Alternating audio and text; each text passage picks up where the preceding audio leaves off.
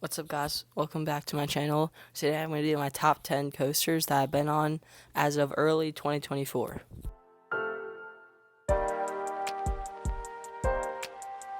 So here are the list of the parks that I've been on. There's not that much on there because I've only been an enthusiast for like a year or so. And yeah, so with all that being said, let's go to number 10, which is... Okay, so Stormrunner Hershey Park is a pretty weird ride, but a nice one. It starts off with a surprisingly intense launch, about 70 miles per hour. It's a hydraulic launch, of course, by Intamin. And then it goes into the top hat, which is about 150 feet. And then after the top hat is an Immelman kind of maneuver. It goes into the flying snake dive after that, and then it's sort of like a barrel roll up high in the air, and then like a dive loop thing that drops you down towards the ground with some twists into the brakes. So with that, I think this is my 10th favorite coaster. I think this is a pretty solid spot for it. By next year, this thing's definitely going to be out of the top 10. So yeah, let's go into number 9. Okay, so Jersey Devil at Six Flags Great Adventure is a pretty solid ride and very underrated now, because when it first opened, it wasn't that good. It ran like very slow, and it had no airtime or whatever, because everyone was hyping it up because it was the first like big show RMC Raptor, and then it just turned out to not be that good. But right now, I think it definitely has sped up. They probably got like new wheels on it or something. And yeah, so about the ride, if you don't sit in the back seat, it's not that good because you get no airtime or whatever. But if you just sit in the back seat, over the drop is probably the best element on this ride, to be honest, because you get really good airtime and really good whip. And then after that, you go into this dive loop thing, I think it's called, and you get actually airtime going into it because it flips you over so fast. And then after that, I think the zero G stall was pretty good. Same with the zero G roll. And that fast-paced turnaround is actually really good too. And the only dead part about this ride is the second half after the mid-course. It doesn't really do anything, but it's fine, I guess. And yeah, I think it's a pretty good ride and great fit for a great adventure. Let's go into the next one. Okay, so Skyrush at number 7 is a pretty solid ride for that spot. This ride just really wants to hurt you. It's crazy intense. It's not as intense as I threw a 5 in my opinion, but it's still like really intense. The drop is really good. It has like 2 parts to it, especially in the back seat. And then it's almost as good as Toros, but kind of overrated by some people. I also heard about some people saying that Skyrush might be getting new restraints this year, which I think would make the ride a lot better because the ones it had right now are not good. And the reason why I put this ride kind of low isn't because of the restraints. It's because the ride got way too overhyped for me, and it kind of underdelivered for like a humid day in August with a really long line. This ride is overall a great ride. Just don't overhype it too much for you.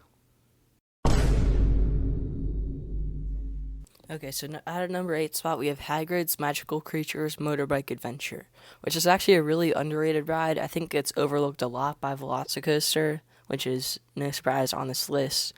And Hagrid's is pretty much only good because of the theming and the Harry Potter theme surrounding it.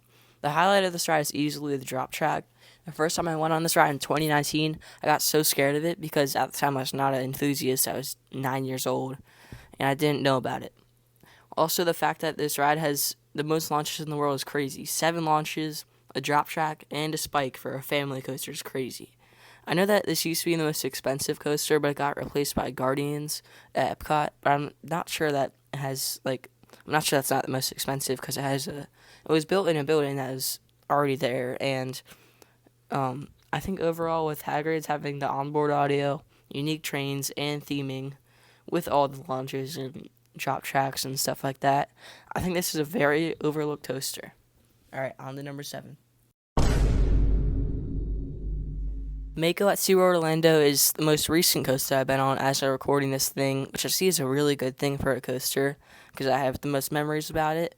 I went there about mid-January, and this is still by far the best B&M I've been on, and there's no question about that. This hypercoaster is absolutely perfected with a mix of floater and ejector airtime, and also the pretty good drop. This ride is just a more perfected version of Candemonium and Nitro, which both did not make the list, even though I still do like Nitro. The 5-second floater hill is not the best moment on the ride, though. I feel like it gets overhyped.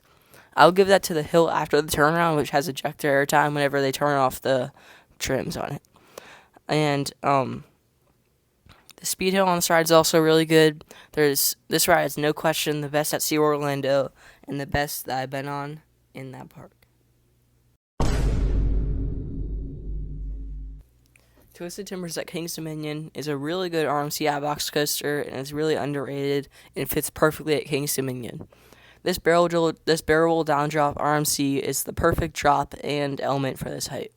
The airtime on this ride is really underrated. I feel like this ride will be anything I do once I go to Busch Gardens Williamsburg, except for maybe Pantheon. This 0G roll near the end of the ride, it feels really good and one of the best spots on the ride. And I also really like the outer bank underneath the lift hill. Overall, this is a pretty solid ride for Kings Dominion and for my top 10. Wildcats Revenge at Hershey Park is definitely the best ride at the park and one of the best I've been on. I feel like this ride is really underrated and it's got mostly slept on this year because of everyone overhyping Area Force One at Fun Spot, Atlanta, Georgia. This ride is really good except for the double down that has insane laterals, and I feel like it hurts.